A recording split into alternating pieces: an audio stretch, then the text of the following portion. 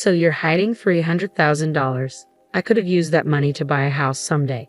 But Arabella, my mother-in-law, beat me to it, buying the house without even telling me. When I confronted Patrick about it, he brushed it off, saying, "Let mom do what she wants. Just forget about it." He started taking her side, which infuriated me beyond measure. I couldn't forgive either of them. My name is Kathy, and I married Patrick, who works at the same food company, 5 years ago. Our busy work schedules leave little time for us as a couple, but we generally get along without any major conflicts. However, my relationship with Arabella, my mother-in-law, has never been smooth. It all began during a family gathering at her house, where she casually remarked, "Now that you're married to Patrick, you'll quit your job and become a housewife to support him, right?" I calmly replied, "No, I plan to continue working after marriage. Patrick and I have discussed it, and he supports my decision." Arabella seemed taken aback and countered, "Isn't it normal for a wife to become a housewife after marriage? That's what I did when I married my late husband." This comment marked the beginning of our strained relationship, which only worsened over time. Pondered silently how antiquated it was to expect a wife to be a housewife while the husband earns. Naturally, I couldn't voice this to Arabella, so I simply offered a polite smile and brushed off her comment. "Are you sure Patrick agrees with you working? If you're not home because of work, it will just add to his burden when he's tired," she persisted. I replied calmly, "That's mom's perspective, not Patrick's. He supports my decision, so let Kathy do as she likes." Patrick intervened in my defense, saying, "Mom, I'm fine with it. Let Kathy make her own choices." After that, Arabella ceased her snide remarks, and we soon departed from her house. "Thank you for stepping in back there. If you hadn't," Arabella might have continued. I expressed my gratitude. Patrick replied reassuringly, "Mom has raised me alone since Dad passed away. She's probably just concerned. Don't take it too hard." His defense and understanding touched me deeply. I felt fortunate to be married to such a caring person. As we headed back to our condominium, I secretly felt a sense of contentment. Though we had been living together for 5 years, Patrick surprised me one day by suggesting Arabella move in with us. Hey, considering how busy we both are with work, I thought maybe Mom could live with us in the condo.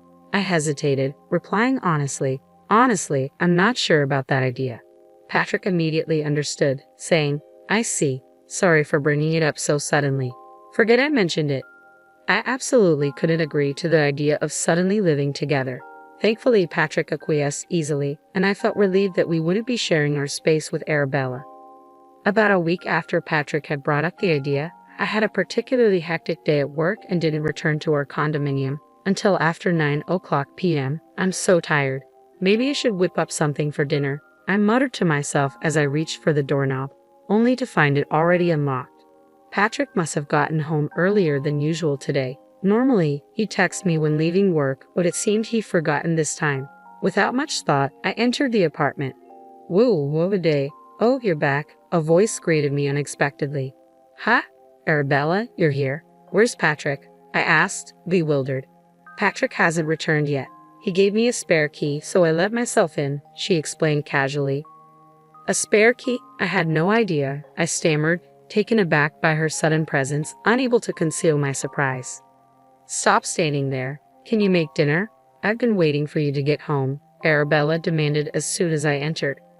"Hi, Arabella, haven't you eaten dinner yet?" I asked, surprised. "No, I haven't. It's quite audacious to barge into someone's home and expect dinner," I thought to myself, but couldn't bring myself to rudely send her away. "Ah, I see. Okay, I'll make something simple. Is that okay?" "Just a moment. Are some groceries missing? Did I use that much?" I wondered aloud, noticing the fridge seemed emptier than yesterday. "Anything simple will do. Just hurry up, dear. I'm famished," Arabella insisted. "Please wait a moment. I'll whip something up quickly," I replied, rushing to prepare dinner for her. "Thank you. Let's see how it tastes," Arabella commented after tasting the soup I had made. "What is this? It's terrible." "Ha! What did she just say? Did she really call my soup terrible?" I thought in disbelief. "I said it's terrible. Did you not hear me?" Arabella repeated sharply. "I heard you. It wasn't a misunderstanding," I responded firmly, trying to keep my composure. "You're always so busy with work.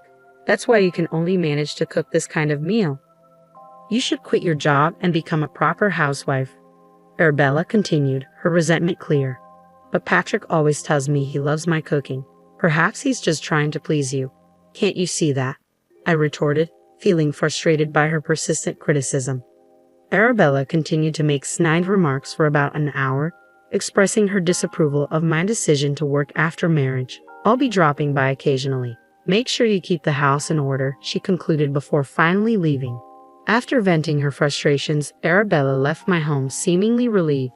30 minutes later, Patrick arrived. Hey, did you give Arabella a spare key? I asked. Yeah, I did. Patrick confirmed. Why? I questioned, feeling exasperated. She showed up out of nowhere today, complained about the food I made for her, and then left. It's all right.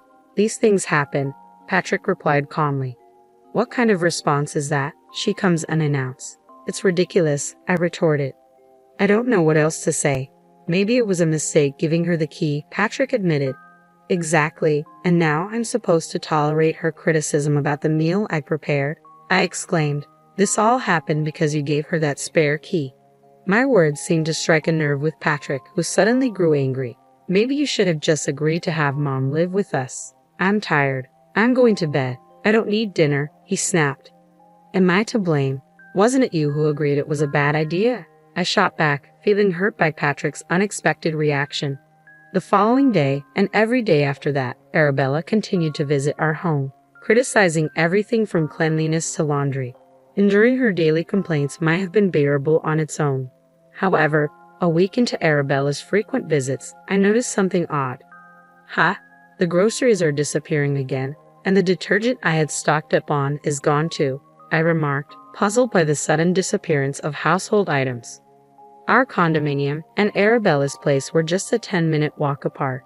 It seemed strange that groceries and everyday essentials were disappearing daily. Reluctantly, I began to suspect Arabella might be sneaking in and taking them. Arabella, have you been taking things from our house? I finally mustered the courage to ask one day when she came over. I hoped it was all a misunderstanding, but her response dashed that hope. Oh, so you found out, Arabella admitted nonchalantly. You can't just take things without asking. These are household supplies and food, I protested. What's the harm? It's my son's house, after all. It's wasteful to let food spoil, especially since you're hardly ever home because of work, she justified, unapologetic. I was taken aback by her audacity. While I understood this was also Patrick's home, her actions felt intrusive and disrespectful. Oh, by the way, I found out about your $300,000 in savings, Arabella continued casually. What? What are you talking about? I have no idea, I exclaimed, shocked by her revelation. You found it on my banking card. I saw the amount when I checked it. You can withdraw money with just the card, right? She asked, as if it was a perfectly reasonable thing to do. Do you know the PIN? You had it written on a note stuck to your banking card, remember? Arabella remarked casually. I messed up. I never thought anyone would look at my banking card, so I was careless, I admitted, feeling shocked and betrayed. That's right, I found the note with the PIN on it, Arabella confirmed, almost amused. I've been wanting to live in a nicer house. This worked out perfectly, she added with a laugh before leaving my house. I couldn't forgive what had happened, Arabella using my money like that to buy a house without my permission. When I confronted Patrick about it, his response was dismissive. Just let Mom do what she wants. Forget about the $300,000, he said casually, as if it were inconsequential that such a large sum had been taken without consent. This mother and son duo are unbelievable, I fumed. At that moment, any remaining affection I had for Patrick evaporated. Feeling deeply betrayed and taken advantage of, I decided it was time to take revenge on both of them. The next day, I invited Arabella over again to confirm if she had indeed used my money to buy a house. Determined to gather solid evidence, I discreetly started the voice recorder on my phone before confronting her. Yesterday, you mentioned using $300,000 for my banking card to buy a new house. Is that true? I asked directly. Yes, it's true. I've already paid the down payment, and construction has begun. With your banking card, it's essentially mine, Arabella admitted without hesitation. But having the banking card doesn't mean anything. How do you plan to withdraw the money? I asked Arabella, trying to maintain my composure. Just by pretending to be you and signing? Of course, she replied with a smirk. Arabella, that's illegal. It's theft, I protested, shocked by her brazen admission. Call it what you want. Who would have thought you, who can't even manage household chores properly, had saved up so much? At least you're good for something. That's all. You can have the banking card back. Thanks for having me over today, she said dismissively, brushing off my concerns. I was seething with anger, tempted to grab the card back forcefully, but I held myself back and let her leave. Despite my frustration, I had managed to gather evidence of Arabella taking the banking card from my house. Enjoy it while you can, Arabella, I muttered under my breath. The following day, I called Arabella, devising a plan to lure her back to my house under the guise of settling the issue. Arabella, you can keep the banking card, but you'll need my identification to withdraw any money. I'll handle the withdrawal for you. Can I hold on to the banking card for now? I asked, feigning cooperation. Oh, I didn't realize that. I'll bring you right over. Thanks, Arabella replied eagerly. I informed her of this over the phone, but I had no intention of actually withdrawing $300,000. In this day and age, withdrawing such a large sum without proper identification is impossible. How could she be so naive? She was solely focused on quick money with no regard for the fact that her actions were criminal. Once I retrieved the banking card from Arabella, I wasted no time heading to the police station. I need to report a crime, I said firmly as soon as I arrived. Yes, my mother-in-law took my banking card without permission and was trying to use it to purchase a new house, I explained to the police officer. Wait, not you purchasing? No, not me. My banking card was stolen. I would like to file a report, I clarified firmly. The police listened attentively, understanding the seriousness of the situation, and accepted my report. Later that evening, I informed Patrick that I had filed a report with the police. I told the police about Arabella stealing my banking card. She might get arrested soon. I informed him. What? Why would Mom get arrested by the police? Patrick reacted with surprise. Don't you understand that what Arabella is doing is a serious crime? I responded, frustrated by his lack of concern. Even so, did you have to involve the police? It's pointless talking to you. You always say we should let your mom do as she pleases. Why should I just hand over a large sum of money to her? Patrick countered defensively. How can you speak of your mother-in-law like that? I shot back, hurt by his dismissive tone. Just because she's my mother-in-law, does that mean she can do anything? If she tried to harm me, should I just accept it quietly? It's absurd. I didn't save up all this time just to hand it over to Bella, I exclaimed in frustration. Well, she's enough of an old hag for sure, Patrick retorted sharply. Hearing his harsh words, I was taken aback. Patrick stormed off to his room. When he returned to the living room, he threw his divorce papers at me. I never expected you to say something like that. Sign this, he demanded, his tone cutting through the air. I never imagined. You always had these papers ready, I responded quietly, stunned by his sudden reaction. Well, if that's how you feel, then so be it. I'm tired of this anyway, being threatened, I said, my voice trembling slightly as I reached for the papers. Patrick seemed surprised by my swift agreement. After signing the papers, I handed them back to him, silently displaying the divorce agreement. Here, this is what you wanted, right? I handed Patrick the signed divorce papers with a mix of resignation and sadness. Yes, Patrick replied quietly. Then I'll file these, I said, trying to keep my voice steady despite the ache in my chest. He took the papers without another word, his expression unreadable. After our brief exchange, he hurriedly left the house in the middle of the night. I suspected he went to Arabella's house. 20 minutes later, my phone rang. Hello. What do you want? I answered tersely, not hiding my frustration. It was Patrick on the other end. I told Mom about the police report Kathy filed. Patrick said, his voice tense. Yes, so, I replied sharply, unsure where this conversation was headed. Can you withdraw the report, please? Patrick requested, his tone pleading. What? No way. There's no chance I'm withdrawing it, I exclaimed firmly, resolute in my decision. Regretting it now, fake remorse doesn't change anything. She would do the same thing again, I muttered to myself, feeling betrayed and angry. As expected, Patrick called again shortly after. What now? I don't have anything else to say to you, and I was just about to go to bed, I said wearily, tired of the drama. I'm sorry. I didn't mean any harm, the voice on the other end said softly.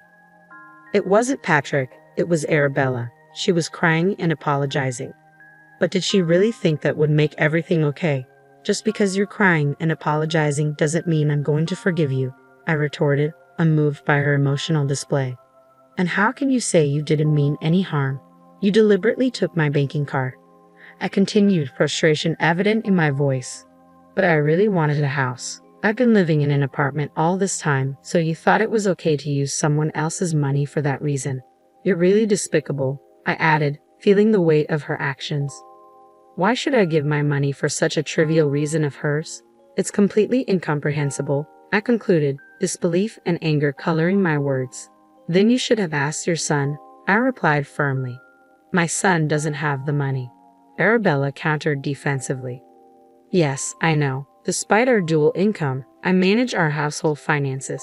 That's why when I saw the $300,000 in your banking card, I was tempted, Arabella confessed. I see. But understanding isn't enough, you realize? I emphasized sternly. Please reflect on your actions in prison.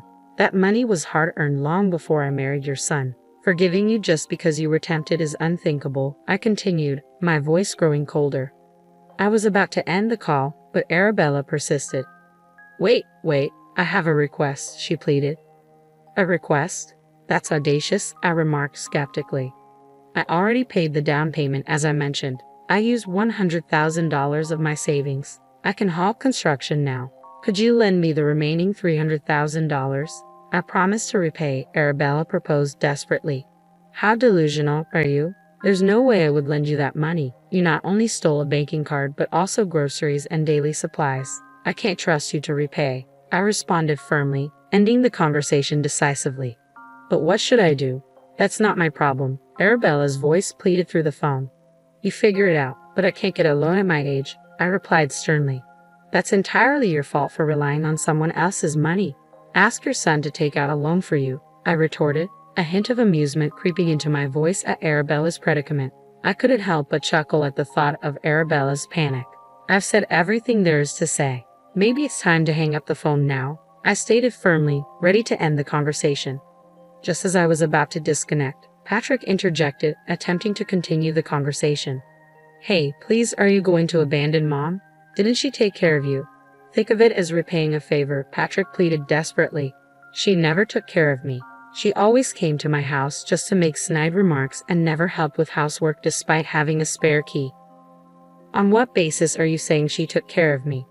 I countered sharply, frustration and resentment evident in my voice. Patrick fell silent, unable to respond to my accusation. He spoke out of desperation. Perhaps he hoped appealing to my emotions would convince me to provide assistance. I mused aloud. Well, that's how it is. I won't be providing any assistance. Good luck, I concluded firmly, ending any hope of reconciliation. Wait, I'll handle Mom's situation, and I won't trouble Kathy anymore. So please, can we reconsider the divorce? Patrick pleaded one last time, desperation coloring his voice. It's too late now. Arabella is more important to you than me, right? I stated bitterly, my heart heavy with disappointment and hurt. I'm truly sorry. I'll value you, Kathy, more from now on. You don't need to bother about me anymore. We'll be strangers by tomorrow, Patrick's voice pleaded through the phone. Enjoy your life with your beloved Arabella, I replied calmly before hanging up. Concerned he might call again, I turned off my mobile and went to bed. Patrick didn't return home that night. They were likely consoling each other. The next morning, I took a day off work to file the divorce papers. Patrick and I were now strangers. Arabella's fate was no longer my concern. For the 3 days before I left our home, Patrick barely spoke to me. I didn't initiate conversation either. Planning to move back to my parents' house, despite the hour-long commute to work, I packed up my belongings. As I left, Patrick said just one thing. I'm sorry for everything up till now. Ignoring him, I walked away. It was a stark end to a once-loving marriage. Strangely, I didn't feel sad. I felt relieved to be free from such a toxic mother and son. I can't forgive them after everything. They brought this upon themselves, neglecting and defending Arabella. If Patrick had stood up to her when she stole my banking card, maybe things could have been different. They underestimated me. I wasn't going to be continually wronged. Now they face the consequences of their actions, working to repay their debts. It's their own doing, their karma, I reflected as I drove to my parents' house. A week later, the police called to inform me of Arabella's arrest for theft. Not living with Arabella played a crucial role in her arrest. If you had been living together, it might have complicated things due to the familial nature of the theft. I understand. I'm grateful she was apprehended. Thank you, I responded, relieved by the news. Now Arabella will have time to reflect on her crimes, I thought. Just then, Patrick called. Mom has been arrested, he stated solemnly. I know, the police informed me.